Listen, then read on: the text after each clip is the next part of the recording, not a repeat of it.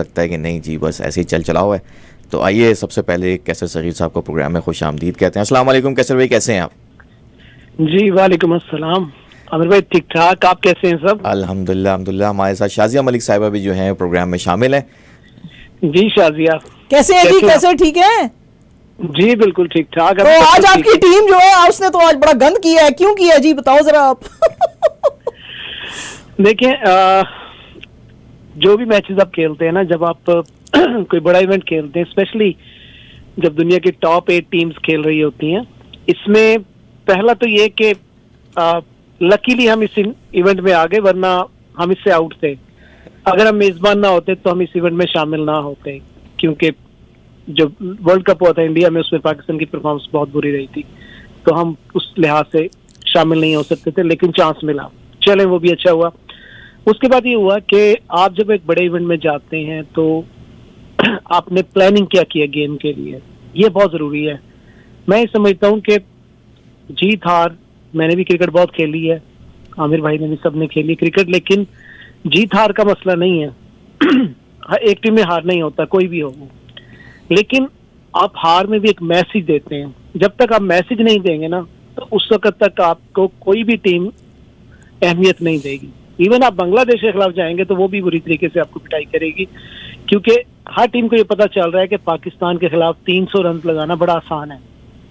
आप देख लें कि हर मैच में 300 लगाया हमें, बल्कि 352 भी लग गया था।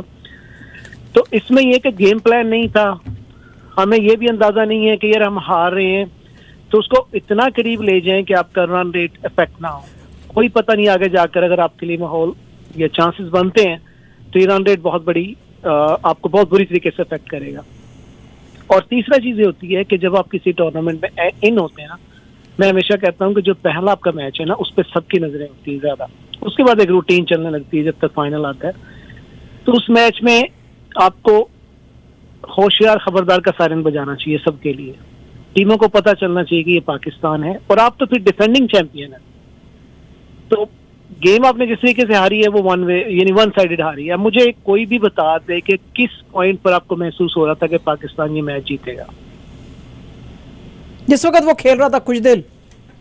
नहीं, देखिए ना, आपकी एवरेज जो है ना वो 20 ओवर के बाद ही 10 या 11 के करीब चली गई थी रिक्वायर्ड एवरेज। आप क्या समझते हैं कि 30 ओवर तक आप 10 से 11 रन की एवरेज लेके चल सकते हैं? हाँ, चल सकते थे अगर आपके पास मैक्सवेल होता, जिसने वो जख्मी टांग के साथ क्रैम्प्स है ना उसको, अफगानिस्तान के खिलाफ, आपको याद है वो मैच? जी जी जी, वर्ल्ड कप का मैच था ना, अफगानिस्तान उस मैच की वजह से आउट हुआ ना। उसको देखें, अकेला मैक्सवेल खड़ा हो गया, विकेटें भी गिर चुकी थी, फिर उसने जो बैटिंग की, आपको ऐसी बैटिंग चाहिए थी। आपका फखर जमान भी इंजर्ड था, ऐसी बैटिंग वो कर जाता तो यकीनन हम जीत जाते। लेकिन बात ये है कि मैच जीतना जो होता है ना, वो आपके उसमें एक यानी इंटेंट नजर आता है। आपका शुरू से मुझे बताएं कि इंटेंट कहाँ था। आपको पता था कि आपको तकरीबन 6.5 की एवरेज चाहिए, यानी ये टारगेट चेस करने के लिए 321 आपको करना था, लेकिन आपने कितने किए? 10 ओवर्स में आपने किए 22 रन, गिनकर 22 रन। और आपकी इंफॉर्मेशन के लिए बताता चलूं कि पाकिस्तान ने अपने होम ग्राउंड पर ये द लोएस्ट रन किए पावर प्ले में। सही। तो आप कहां, आपको चैंपियंस ट्रॉफी का एहसास था? मुझे तो लगा कि आपकी ज्यादा तवज्जो थी स्टेडियम बनाने पे। आपने 3 रन अभी तो कैसे, अभी जैसे कि साउथ अफ्रीका के खिलाफ जब ट्राई सीरीज हो रही थी तब तो 300 से ज्यादा रन बना लिए थे, इसी टीम ने बनाए थे, तो आज फिर क्यों फुस होके बैठी हुई थी? देखिए, आप ये एक मिसाल दे रही है ना कि एक मैच में आपने 300 यानी 56 कर लिए जी। वो भी है कि आपके मिडिल ऑर्डर खड़े हो गए, 2 बल्लेबाज। ओवरऑल आप कहाँ मतलब परफॉर्म कर रहे थे? आपको 330 लगाया न्यूजीलैंड ने पहले मैच में ट्राई सीरीज में, सही। उसके बाद आपको साउथ अफ्रीका ने 350 प्लस लगा दिया। फिर उसके बाद न्यूजीलैंड के साथ आपका मैच हुआ, वो तो लकीली आपने पहले बैटिंग कर ली, 240 वगैरह किए, तो न्यूजीलैंड ने वो चेस कर लिया, वरना अगर पहले वो खेलता तो शायद 300 प्लस ही लगता। बिल्कुल सही। आज फिर उन्होंने आपको 300 प्लस लगाया है। तो कहाँ आपकी नजर आ रही है कि आप किस बेस पे जीत सकते हैं? आपकी लेकिन कैसे बॉलिंग देखे ना, बॉलिंग का वो स्टैंडर्ड रहा नहीं है जो कि, क्योंकि पाकिस्तान की स्ट्रेंथ हमेशा उसकी बॉलिंग होती थी।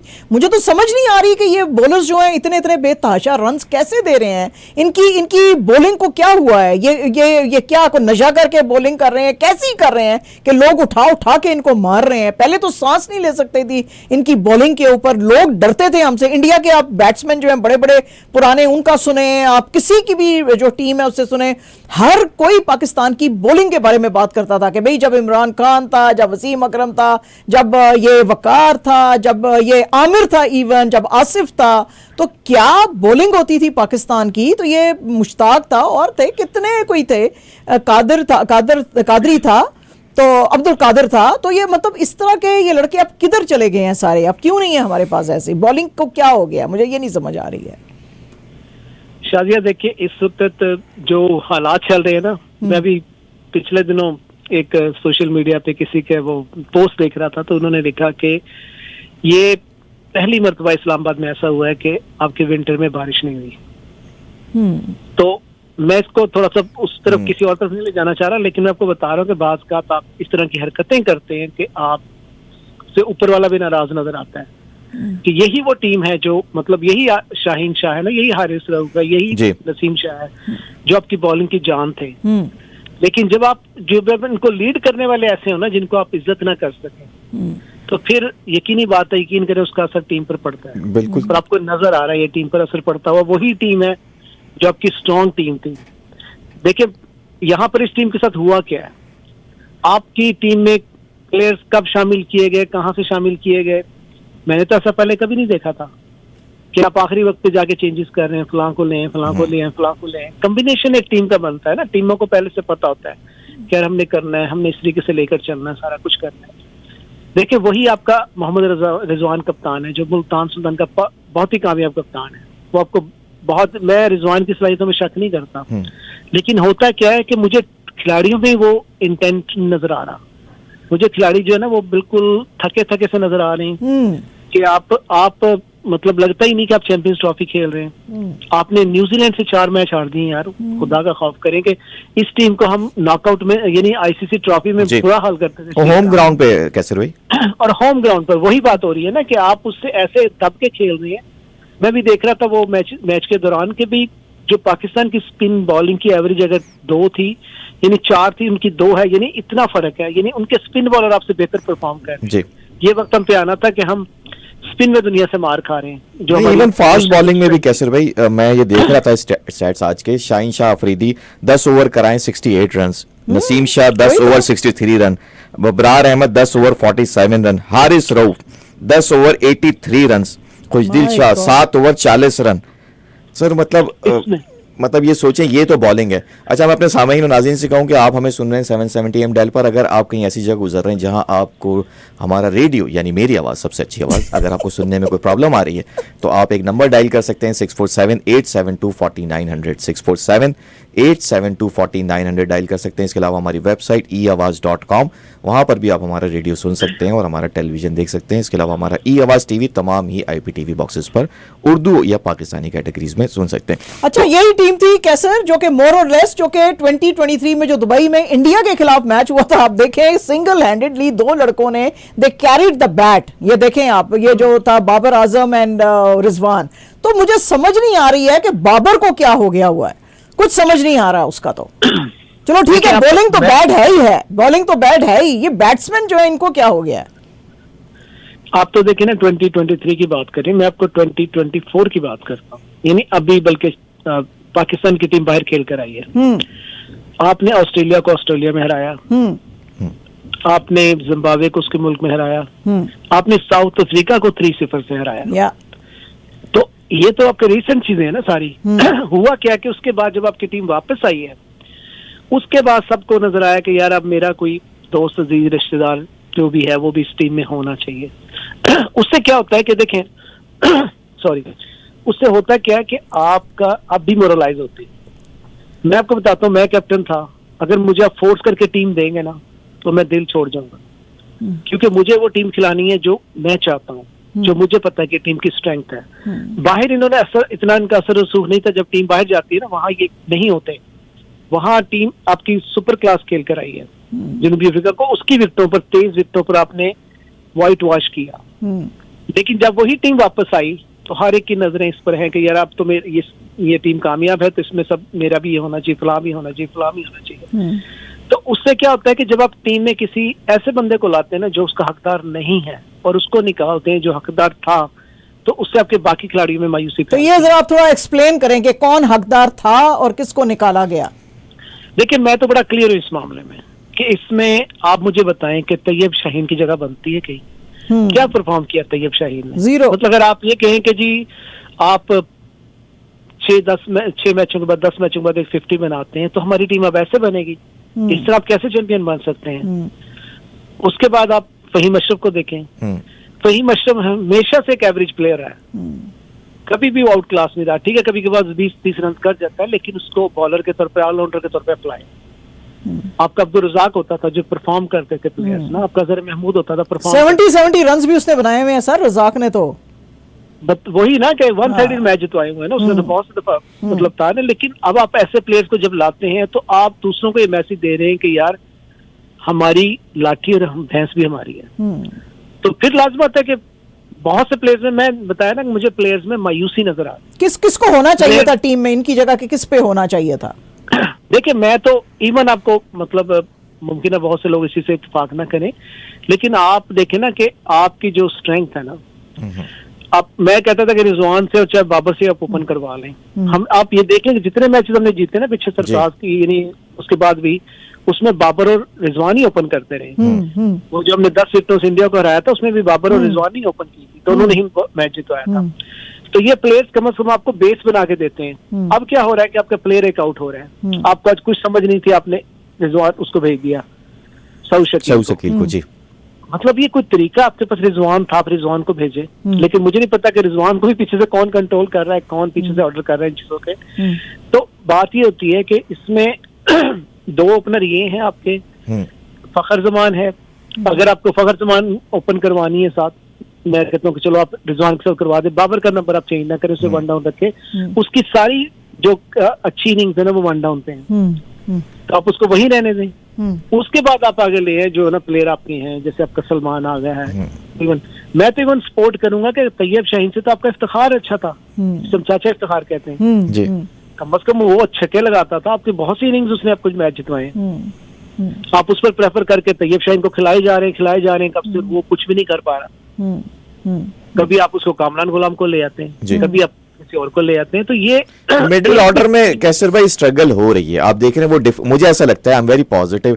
आई नो कि टीम अच्छा नहीं खेलती तो दुख रहता है, लेकिन यहाँ ये जो नंबर है ना, 5वां नंबर जो है, 5वां 6ठा नंबर, उस पर बहुत टाइम से मुझे ऐसा लगता है कि उस पर काम किया जा रहा है, लेकिन हमें कोई भी इंजमामुल हक और मोहम्मद यूसुफ या एक और हमारे थे यूनुस खान, ये इस तरह के प्लेयर्स, शोएब मलिक तो चले फिर भी ऊपर 4थे नंबर पे भी 3रे नंबर पे आए। मैं कह रहा हूँ मिडिल ऑर्डर, खासकर लेट मिडिल ऑर्डर, क्योंकि एंड में अगर आप देखें तो नसीम शाह या हारिस रऊफ, ठीक है अभी वो इंजरी के भी मसले मसाइल हैं, आप मुझसे ज्यादा इन चीजों को समझते हैं, और जो आज हाल हुआ वो हमने देख लिया, लेकिन वो हमें अभी तक उस पर ना शायद मुझे लगता है स्ट्रगल हो रही है नंबर 5 के बैट्समैन के लिए, क्योंकि हमारे पास ओपनर, अभी तो देखें ना आप ओपनर्स की बात कर रहे हैं, अभी तो एक ओपनर हमारा जो है वो यूके घूम रहा है, बेचारे को कोई इंजर्ड था, वो चैंपियंस ट्रॉफी का हिस्सा नहीं है, तो एक ओपनर तो वो भी है सर साइम, वो तो अभी है नहीं। अब अगर वो कल को हमारी टीम में होता तो अब आप मुझे बताएं किसको 1 पे भेजेंगे, किसको 2 पे भेजेंगे, किसको 3 पे भेजेंगे? नहीं देखिए, बड़ा सिंपल है आमिर भाई, होता क्या है कि अच्छी जो टीम है ना वो बैकअप रख के चलती है। हमारा ये लगता है कि हमारे पास मुतबादिल नहीं होता।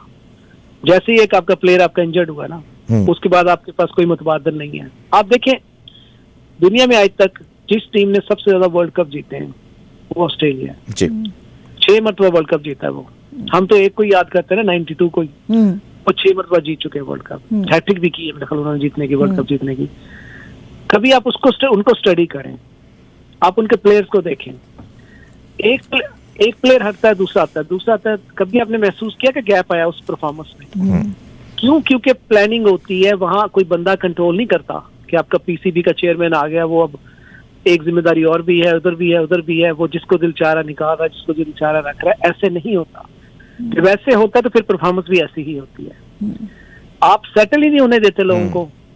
मतलब देखे ना, जो आपका ये साइम है जी, वो ठीक है, आपका वन ऑप्शन है, लेकिन आपको ये पता होना चाहिए कि जिस दौर की क्रिकेट आप खेल रहे हैं वहाँ इंजरियां बहुत होती है, खासतौर हमारे प्लेयर्स के साथ तो बहुत होती है।